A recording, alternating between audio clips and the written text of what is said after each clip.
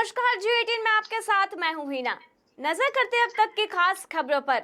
तो लोकसभा चुनाव के तीसरे फेज में मंगलवार यानी कि 7 मई को 10 राज्यों और एक केंद्र शासित प्रदेश की 93 सीटों पर वोटिंग होगी। पहले 95 सीटों पर वोटिंग होनी थी, लेकिन गुजरात की सूरत सीट पर भाजपा प्रत्याशी मुकेश दला निर्विरोध निर्वाचित हो चुके हैं। कांग्रेस के नीलेश कुंभाणी का पर्चा 21 अप्रैल को रद्द हो गया था। साथ ही 8 उम्मीदवारों ने नामांकन वापस ले लिया था। साथ ही चुनाव आयोग ने 30 अप्रैल को जम्मू कश्मीर की अनंतनाग राजौरी सीट का चुनाव भी टाल दिया था। यहां बर्फबारी और भूस्खलन के कारण ऐसा किया गया। अब वहां छठे चरण में 25 मई को चुनाव होगा। तीसरे फेज में मध्य प्रदेश की बैतल सीट पर भी वोटिंग होनी है। बसपा प्रत्याशी के निधन के बाद दूसरे चरण में होने वाले मतदान को तीसरे चरण के लिए टाल दिया गया था। चुनाव आयोग के अनुसार तीसरे फेज में कुल 1352 उम्मीदवार मैदान में हैं। इनमें 1229 पुरुष और 123 महिला उम्मीदवार हैं।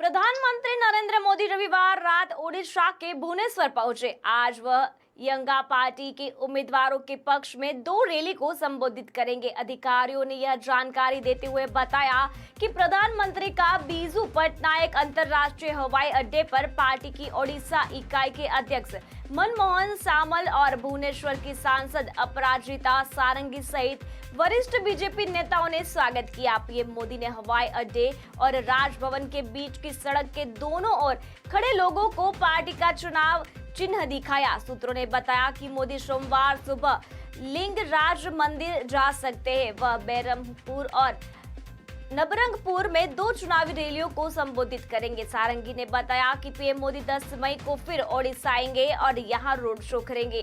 वह 11 मई को बोलांगीर में एक चुनावी रैली को भी संबोधित करेंगे।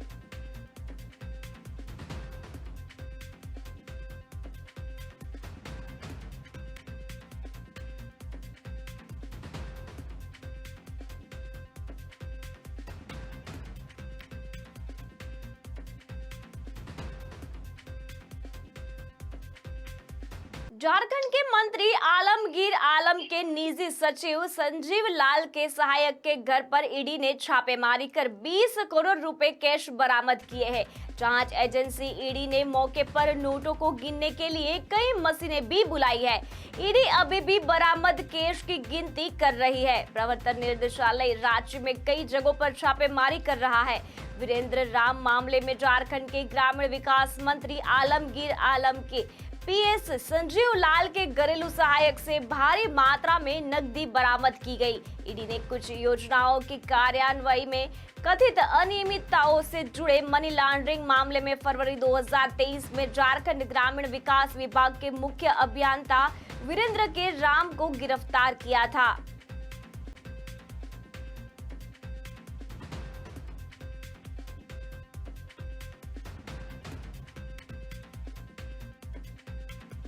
आईसीएसई की 10वीं और आईएससी की 12वीं की परीक्षा का रिजल्ट आज जारी होगा। सीआईएसई यानी कि council for Indian school certificate examination ने रविवार को इसकी सूचना जारी कर दी है। करीब 2.5 दशक के इतिहास में यह पहली बार होगा जब 1 महीने के भीतर रिजल्ट जारी हो रहा है।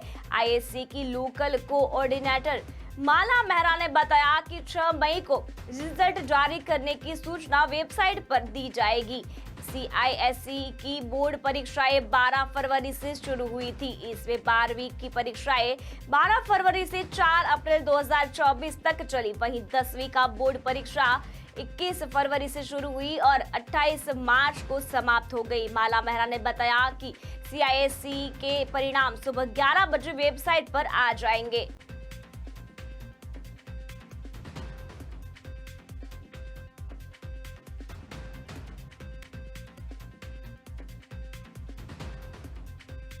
उत्तराखंड के जंगलों में आग की घटनाएं रुकने का नाम नहीं ले रही।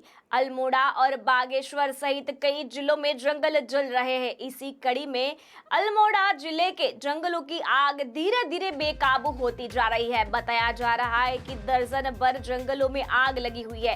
वहीं मुख्यमंत्री पुष्कर सिंह धामी ने मुख्य सचिव राधा रतुड़ी को सभी जिला अधिकारियों को 1 हफ्ते का नोटिस देकर जंगल की आग की नियमित निगरानी निर्देश जारी करने को कहा है। सूत्रों के मुताबिक पिछले साल 1 नवंबर से अब तक उत्तराखंड के जंगलों में आग लगने की कुल 910 घटनाएं घटित हो चुकी है और करीब 1145 हेक्टेयर जंगल प्रभावित हुआ है। जंगलों की आग की चपेट में आने से अब तक कुल 5 लोगों की मौत हो चुकी है।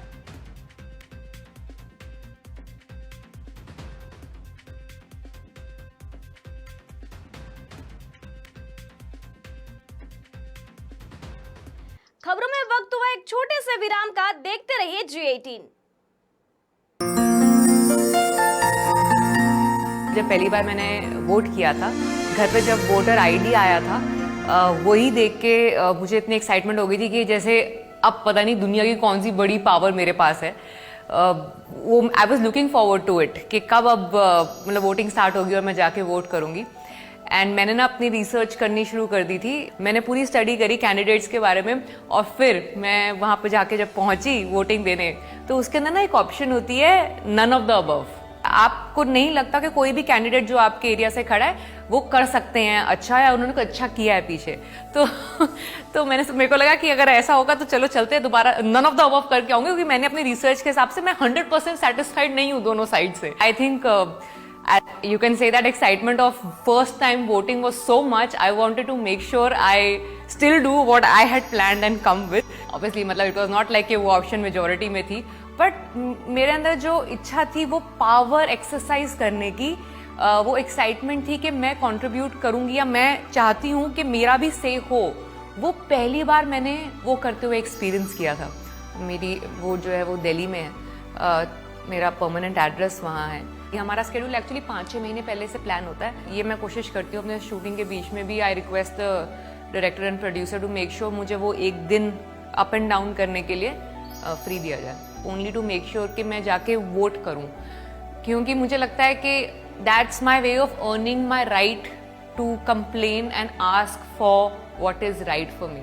अगर मैं ये नहीं करूँगी तो मैं कल को जाके ये कहीं नहीं बोल पाऊंगी कि ये क्यों नहीं ठीक हो रहा या वो खराब है। We all complain, we all crib, we all are unhappy with some things. कभी खुश होते हैं, कभी नहीं होते हैं, बट वो एक्सप्रेस करने का राइट आपको तभी मिलेगा अगर आप जाकर मतलब इतना सा एफर्ट करोगे कि आप अपनी कंट्री के लिए एक वोट डालोगे अपना।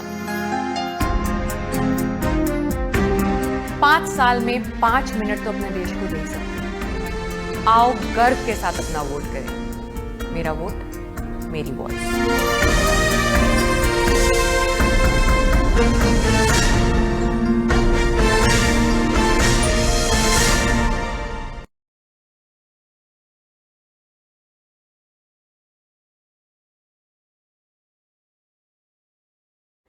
विराम बाद एक बार फिर से आपका स्वागत है G18 में। नजर करते हैं आगे की खबरों पर। तो जम्मू कश्मीर में पिछले कुछ सालों से आतंकियों का सफाया करने के लिए ऑपरेशन ऑल आउट चालू है। इसी बीच फिर से शनिवार को पुंछ जिले के सुरसाई मेंढर इलाके के जंगलों में आतंकवादियों और सेना और पुलिस की संयुक्त टीम के बीच गोलाबारी हुई। हालांकि सूत्रों ने कहा कि कुछ लोग हताहत हुए हैं। जब यह रिपोर्ट दर्ज की गई तो बड़े पैमाने पर तलाशी चल रही थी और सेना के शीर्ष अधिकारी भी मौके पर पहुंचे। उन्होंने बताया कि पिछले कुछ दिनों से उग्रवादियों की मौजूदगी की सूचना के बीच जंगलों में बड़े पैमाने पर तलाशी अभियान चलाया जा रहा है।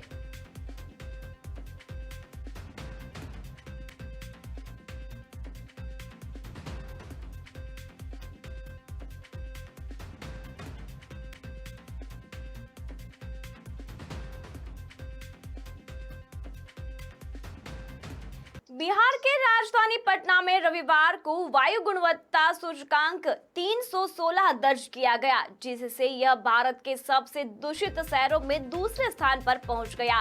AQI 316 बहुत खराब श्रेणी में आता है। राज्य के अन्य 4 शहरों में खराब AQI दर्ज किया गया, जिसमें सीवान, मुजफ्फरपुर, हाजीपुर और बेतिया शामिल है। केंद्रीय प्रदूषण नियंत्रण बोर्ड के शाम 4 बजे के बुलेटिन के अनुसार उत्तर प्रदेश का ग्रेटर नोएडा देश का सबसे प्रदूषित शहर रहा, जहां AQI 346 दर्ज किया गया। CPCB के मुताबिक लंबे समय तक बहुत खराब वायु गुणवत्ता रहने पर सांस लेने से संबंधित बीमारियां हो सकती है।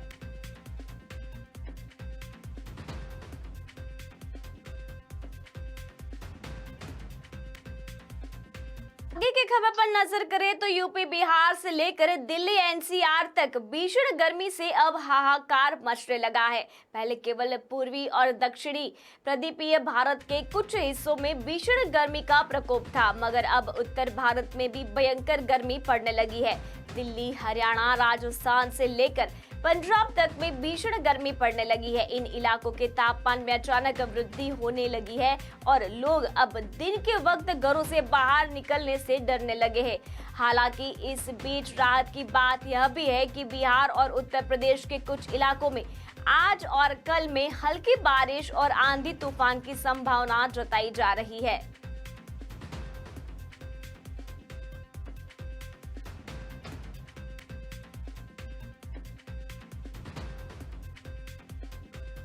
कोलकाता नाइट राइडर्स ने पहले बैटिंग करते हुए 6 विकेट पर 335 रन बनाए। इकाना स्टेडियम में यह किसी टीम का सबसे बड़ा टोटल है। KKR की ओर से सुनील नारायण ने सर्वाधिक 81 रन बनाए। KKR ने 11 मैचों में 8वीं जीत दर्ज की। इसके साथ KKR पॉइंट टेबल में राजस्थान को पछाड़ कर पहले नंबर पर पहुंच गया है। KKR और राजस्थान रॉयल्स के बराबर 16-16 अंक है, लेकिन बेहतर नेट रेट के आधार पर कोलकाता टॉप पर पहुंची। कोलकाता नाइट राइडर्स की ओर से रखे गए 235 रन के लक्ष्य का पीछा करने उतरी लखनऊ सुपर जायंट्स 16.1 ओवर में 137 रन पर ढेर हो गई।